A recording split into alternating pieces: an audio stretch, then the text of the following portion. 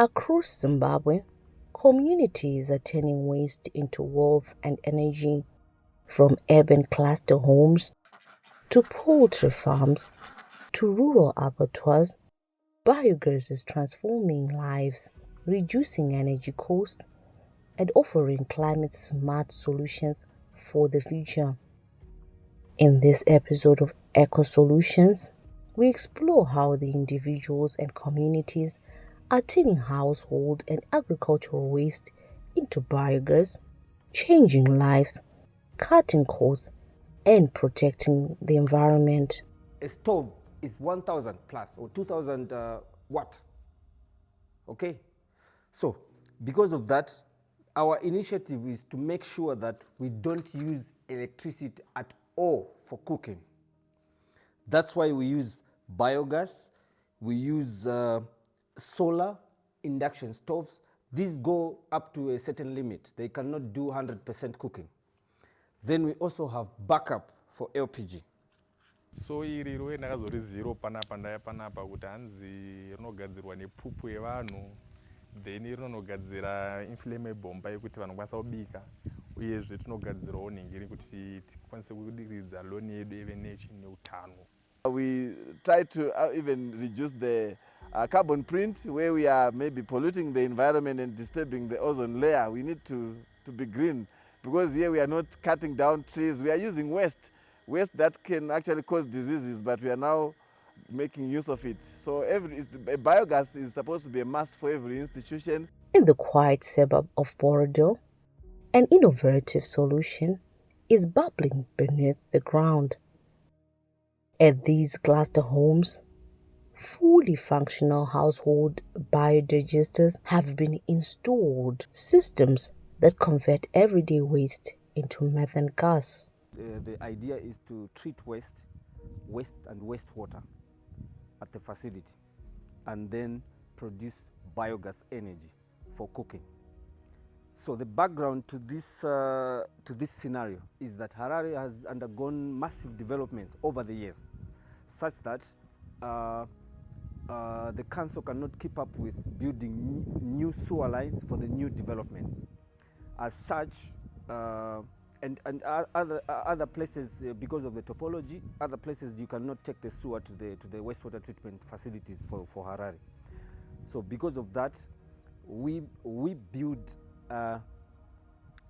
compacted biogas digester wastewater treatment systems. So this carries several houses. It can be one household, from one household to up to 100 or more houses, okay, for each cluster. Okay, so this is the scenario here. So because of the big development in Harare, it's imperative that we do such facilities in order to treat waste efficiently and properly, and then to avoid groundwater contamination. The system is simple but powerful. The system uses so I would give you a scenario of a septic tank. Okay, a conventional septic tank treats waste and wastewater, but does not treat wastewater as much as a biogas digester. So the scenario is that a biogas digester, the sepsis or the treatment of the wastewater is complete, unlike in a conventional septic tank. So the sepsis in a biogas digester is complete because it uses non-oxygen environment. So there is no oxygen in the biogas digester. Where I'm standing here is the biogas digester, so it doesn't use oxygen. Because of that, the methane bacteria eats up all the materials that you put. Can be sewage, can be any other organic material, as long as it's biodegradable, and then produces biogas and water. Then also breaks down all the pathogens. Okay, so breaks down all the pathogens, as unlike septic tank. This one, like I said, the sepsis is complete. So this then, even if I discharge this water afterwards in the environment, it won't affect the groundwater system. Smart engineering, clean communities, affordable energy. But how exactly does a biodigester work? So the inlet will take in all organic material. This is from the lawn. This is what is happening now. So this is from the lawn, from the waste, from the household waste also. This is all taken up into the biogas digester.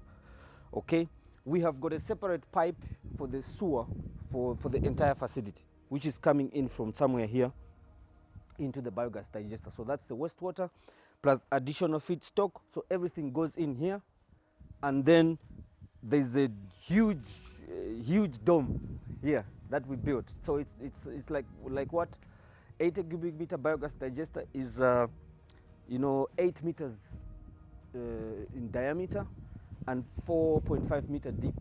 Okay, this is where all this waste is coming in and then producing biogas. The residents at the cluster homes not only get cooking gas, but they also enjoy improved soil fertility. aiwa inoshanda inoshanda zingaiti fanike muri kuona apa ndikudiridza apa kake chitunda kapadiridza musi wesandi ndasanambopadiridza sapa kake chituba mukatatarisa kweso kwatochinja pese kutangira pane kachininga zvichidzokera okweso saka hai inoshanda. We've got here, the gas outlet. This is where the gas comes out. If you can see here, the gas is full. Okay, I can open here. It's full, and then from here, the waste moves. So now all the solids are contained in the biogas digester. Okay, they don't move forward. So what we get that moves into the next treatment step is just the water, because all the solids have been trapped and they have been eaten up by the bacteria and produced gas and water, and that water now flows into these chambers. So we've got about six chambers here. Okay, so this is where further treatment for the wastewater happens, in stages. These treatment chambers now are the ones which filter further the water, okay, and those stubborn solids that did not settle in the first settler. These they will settle in the second settler here and come to our ABR, here. Then we have put carbon stones or charcoal, I could say.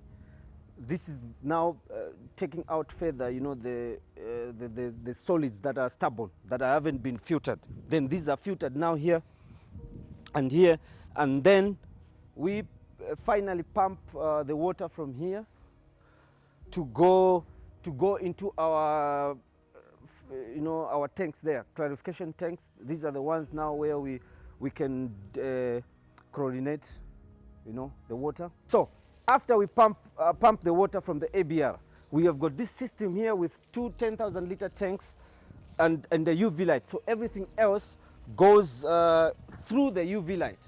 So the UV light is further sterilizing the water and help to remove the smell.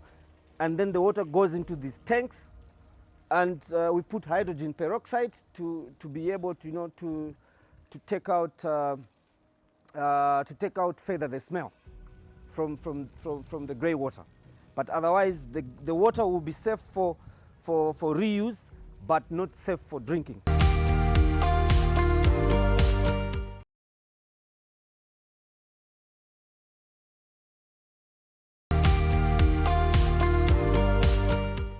Beyond energy, biogas projects bring wide-ranging benefits. We decided to set up a biodigester because we're losing quite a lot of money through the honeysuckers. They're collecting the waste every time, and running an institution, it became quite expensive to collect waste on a weekly or bi-weekly basis.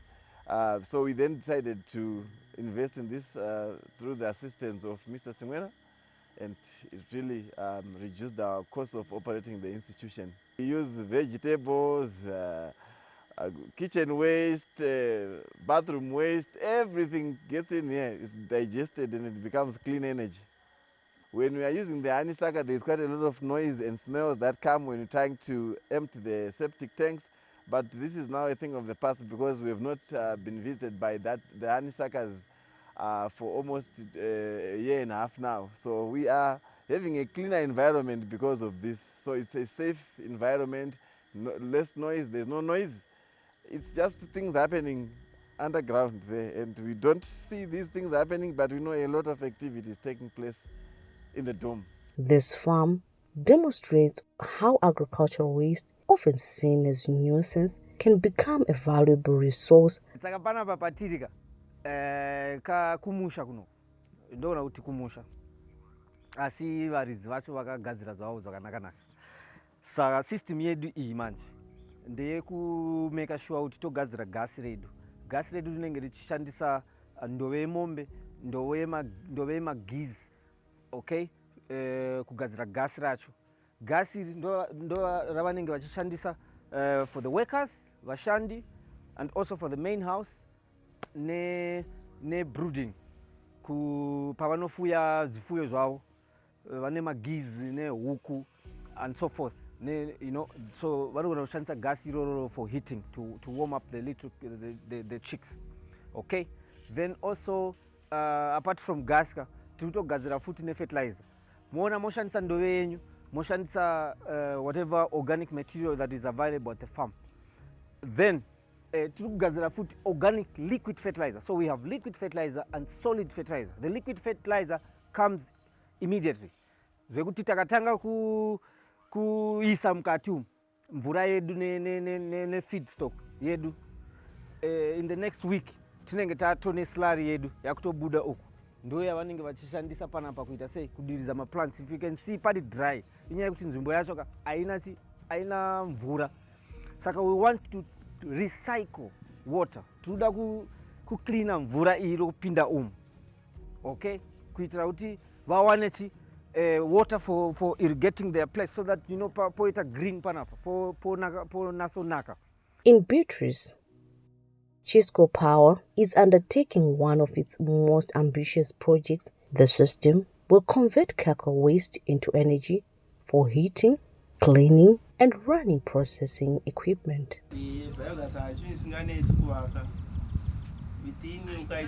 Within 2 months, no about sorties or from Basero or Quasi.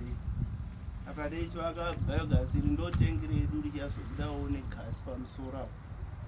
Indo inlet Yashi, Putika, and Kwanza, so Dira, some Memda Dira. My way say, Putika, City one, them cutting up to Dira Napa. Apanova no anima pipe, and Nega Junza, Sula, Shaki for Kumbama 20 Umasing and so forth, so one about routine and apinda mkatu. Uko just kuda kuna expansion chamber neje kuseru. Expansion chamber no kunenda mvura mwe msara shina chete. Sa junjedi kuwaka ngwadiki kutuchukona uchwaka. Ajinesi kuwaka. This is an abattoir, okay? I think they will be slaughtering about at least 100, at maximum capacity they will be slaughtering about 100 animals. The common dilemma for abattoirs is waste management, because you get a lot of water. You can imagine 1,000 liters per animal that you slaughter times 100. That's already over 100,000 liters of wastewater. So without a biogas digester system, they will have a problem. If they build septic tanks or they build lagoons, these fill up and they become a public nuisance, and also a health hazard. If there is no biogas digester system, it will be a disaster. So the system here is to treat all the waste, starting from the ruminants, and going to the blood, and also the wastewater from cleaning the animals. Okay, so this is a complete wastewater treatment system which has been compacted to be able to treat at least 100,000 liters of wastewater every day. Okay, and then they will reuse the water, because they will have a feedlot also here. So they will reuse the water to water their pastures. Okay, so we are going to sort of recycle the water, the wastewater that is coming from the abattoir. So it's not only the insides of the animal, but we also have blood, which is a lot of blood per animal. So that blood will be filtered before it won't come into the biogas digester. This will have a separate treatment area where it's going to be dried, and the drying we are going to be using biogas to dry the blood and then make blood meal for sale to feed factories. So we can sell the blood meal to the feed factories. Okay, and then we have hide. Okay, hide is going to the shoe companies. We also have the horns. Also horns, we have a proper system that we'll be employing. We won't have an incinerator. So most abattoirs, they use incinerators to burn the horns because they can't use them. But for here, we will have a special use for them. We will treat them properly and be able to sell them. At a national level, adopting biogas reduces pressure on the electricity grid and cuts reliance on imported gas. We must try by all means to ensure that our institutions and even our homes are now running on biogas, because we have the energy and also we save the city, or we save the communities maybe the risk of contamination, whereby we are having sewer maybe flowing maybe in the house, around the house. You don't need sewer around your household or even in the suburb. So let's go green, let's go biogas.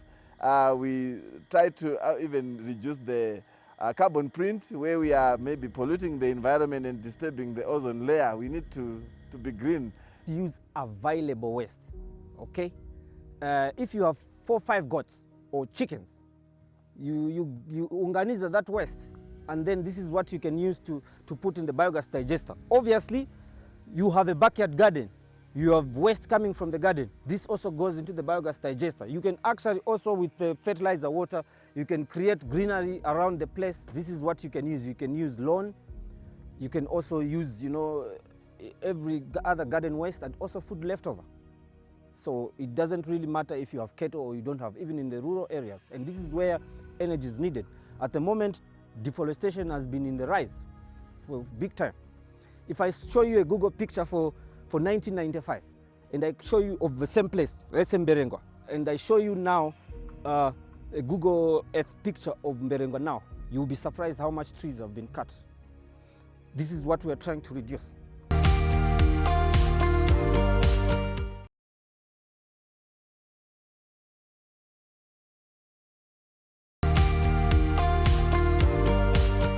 The impacts of climate change, including extreme weather events such as heat waves, droughts, floods, and tropical cyclones, have significantly affected rural livelihoods.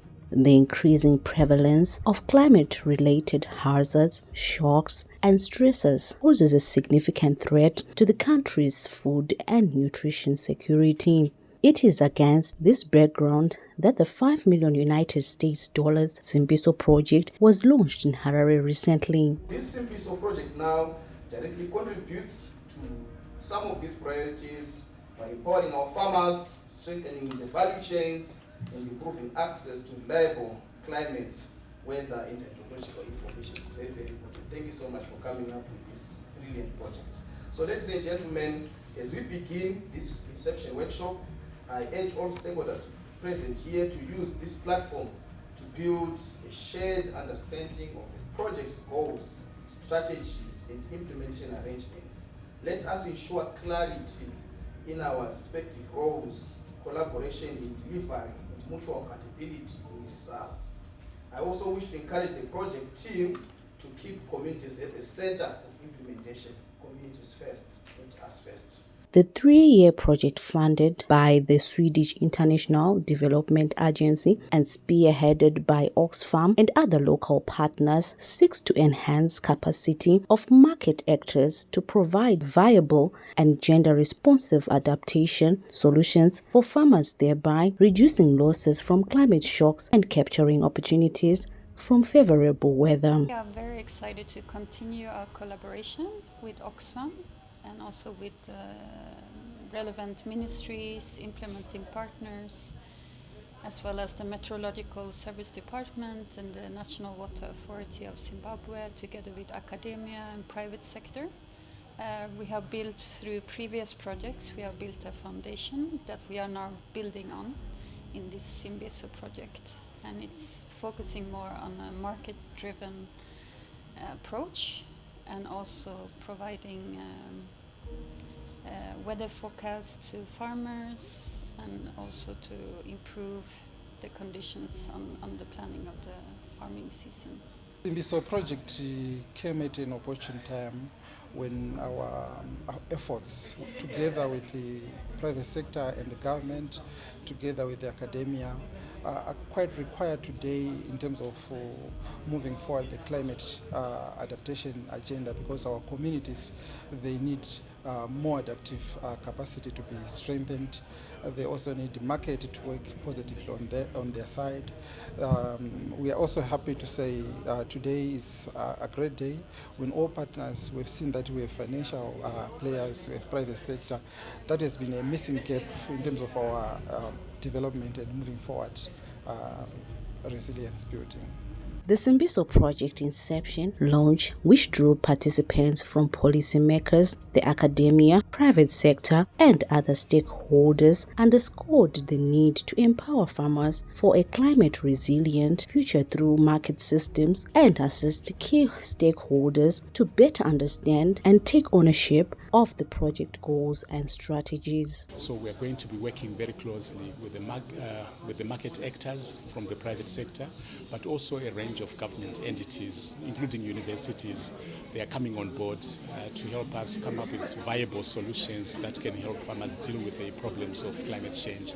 But we are also interested in the role of the private sector in assisting these farmers to have access to markets, so that once they've got good return from their commodities, they are able to invest in building the resilience of their production systems. So initially we are focusing on 4 districts, Buhera, Kutu, Berengwa, as well as Bulelima district in Matebele South, where we hope to reach about 100,000 farmers over the next 3 years. The focus is on climate smart agriculture and building resilience to improve farmers' incomes, food security, resilience, basically working with private sector partners as well to improve market access for farmers.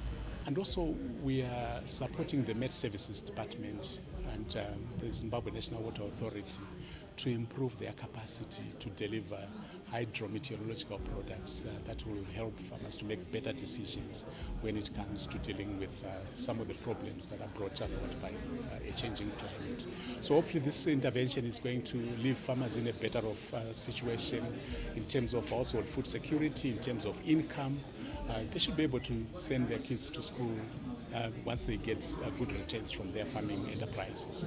But we are also seeing the business community benefiting from the intervention, because the smallholder farmer should actually be seen as a business growth area and not really as problems in the ecosystem.